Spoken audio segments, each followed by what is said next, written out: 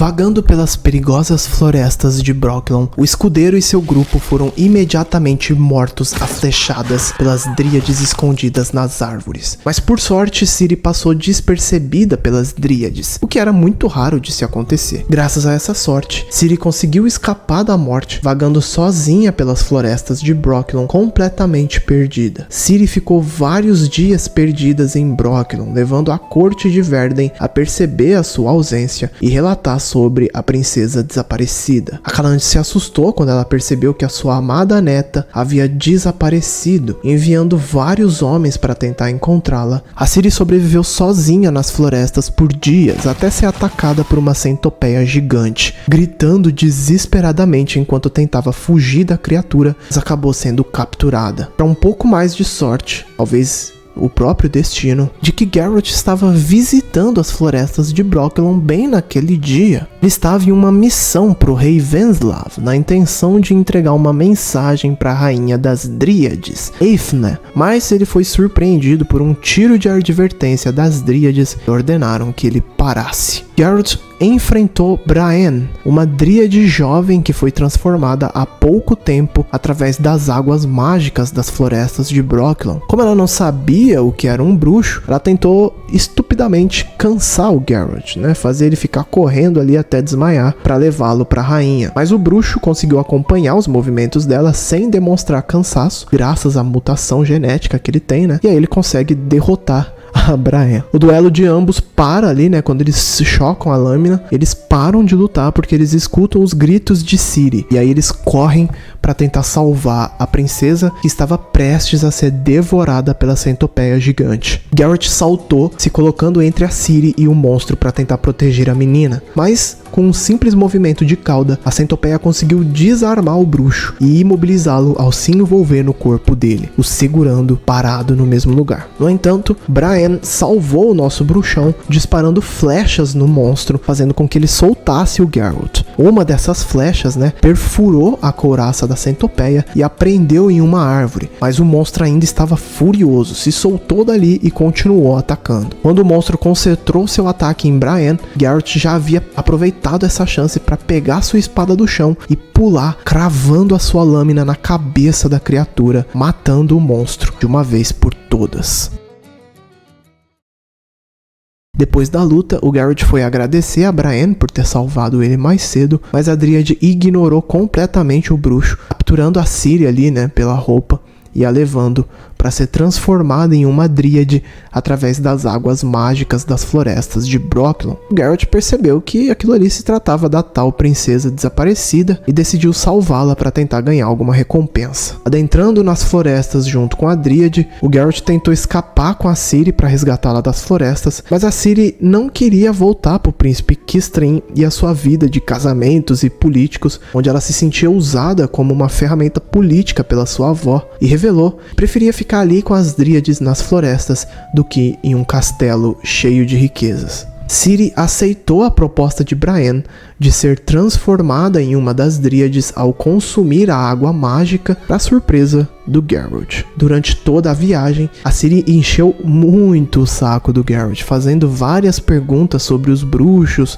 e ameaçando mordê-lo caso ele não respondesse as suas perguntas. Sem nenhum jeito com crianças, o Geralt disse que ia bater na Ciri com uma cinta caso ela não se comportasse. Aí a menina ficou com medo e ficou quietinha, Quando o trio decidiu parar à noite para descansar, Braenn revelou que Ciri era uma garota muito robusta, saudável e forte, e se tornaria uma dríade perfeita. Portanto, a rainha Eithne deveria conhecer a garota imediatamente. Naquela noite, a Ciri voltou a incomodar o Geralt, implorando para ele contar uma história de suas aventuras para que ela pudesse dormir. Finalmente, o Geralt cedeu e aí ele começa a contar umas das suas histórias interessantes ali, Tão interessante que a própria Braenn, que a dríade, ficou ouvindo com atenção, E aí as duas garotas caíram no sono juntas ali, ouvindo o Geralt contar as histórias dele. A partir daí começa o primeiro contato ali de pai e filha entre o Geralt e a Ciri. No dia seguinte, Braenn vendou os olhos de Geralt para que ele não pudesse descobrir a localização do reino das dríades, que ficava escondido ali nas florestas de Brokilon, conduzindo o bruxo e Ciri até a rainha Eithne, que ficava na cidade de Duen Canel, uma uma cidade secreta ali de Dríades. Geralt e Ciri sentaram-se juntos para conversar com Eithne na casa dela. O caminhão aí quem mandou foi o Henry, né? O caminhão de Nilfgaard, pra atrapalhar o vídeo aqui. Onde o bruxo entregou a mensagem do rei e começou a conversar com a rainha das Dríades. E essa conversa terminou no assunto da Ciri, né? Sobre ela beber as águas mágicas e ser transformada em uma Dríade. A Ciri bebeu a tal das águas mágicas no fim das contas, só que ela não sofreu nenhum dos efeitos e ela não se transformou em uma Dríade. Isso provavelmente foi por causa do sangue ancestral, né, que estava nas veias dela. Naquele momento, a Ciri revelou saber quem era o Geralt o tempo todo. Ela afirmou que o seu destino era se tornar uma bruxa, pois ela foi prometida ao Geralt antes de nascer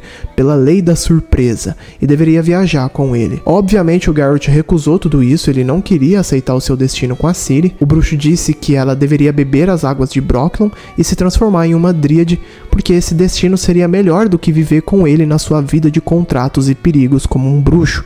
Como eu te disse, a Ciri, ela bebeu as águas, mas ela não se transformou em uma Dríade e ela também não perdeu as memórias dela. A água não teve efeito nenhum nela. Isso fez a Ciri começar a chorar, implorando pro Geralt não deixar ela sozinha ali naquela floresta com as Dríades e pedindo para ele levar ela para se tornar uma bruxa, igual ele. Tocado pelas emoções fortes de Ciri e impressionado com o fato de ela não ser afetada pelas águas da rainha Eithne, Geralt finalmente a levou embora das florestas de Brokilon junto com ele, deixando a rainha Eithne e as Dríades frustradas para trás. No meio do caminho, Geralt e Ciri brigaram com alguns homens ali do rei Erwil, onde o Geralt pediu para Ciri fugir enquanto ele enfrentava os guardas, mas a garota corajosa se recusou a abandoná-lo. E não só isso, ela ajudou ele, né? Ela começou a jogar pedras nos guardas para ajudar ele a vencer. Depois da luta, um pouco mais à frente, eles encontraram com Arminho, que foi enviado pela rainha Calante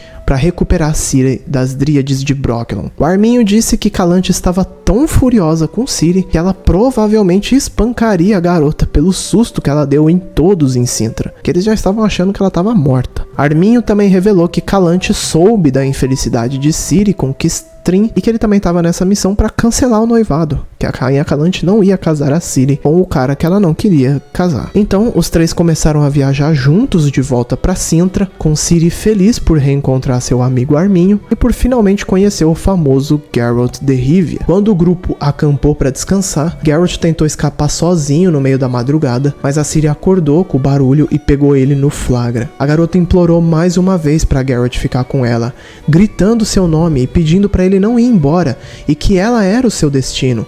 Portanto, eles deveriam ficar juntos, não poderiam se separar. Porém, o Geralt ignorou os gritos da princesa e foi embora mesmo assim, deixando ela sozinha com o Arminho. Ao voltar para Cintra, Ciri recebeu uma bronca feia da sua avó, a rainha Calante, e ficou trancada no quarto por 2 semanas de castigo por sua irresponsabilidade. Pouco depois, Calante estava planejando um casamento entre Ciri e o príncipe Radovid V da Redânia, filho do rei Vizimir II, que nessa época tinha só 9 anos de idade. Ele era um pouco mais novo do que a Ciri. Esse casamento quase deu certo, mas sem nenhum motivo, o rei Vizimir cancelou o noivado 6 meses depois. Em suas viagens nas ilhas Skellig, a Ciri também se apaixonou por um guerreiro poderoso chamado de Olaf Stigvason. No entanto, esse romance era impossível, afinal a Ciri tinha 12 anos e o Olaf tinha 35 anos. Além disso, ele já era casado e tinha vários filhos com a esposa dele. Perturbada com a rejeição amorosa, Ciri quis se desviver. Eu vou usar esse termo aqui pro YouTube não desmonetizar o vídeo, tá? Ela quis se desviver com um afogamento quando a água do mar subisse, né? Ela queria deitar na praia ali, esperar a água do mar subir e desviver afogada. Para isso, ela esperou as estações do ano passar, só que ela ficou esperando por tanto tempo que ela acabou superando essa crise amorosa e mudou de ideia.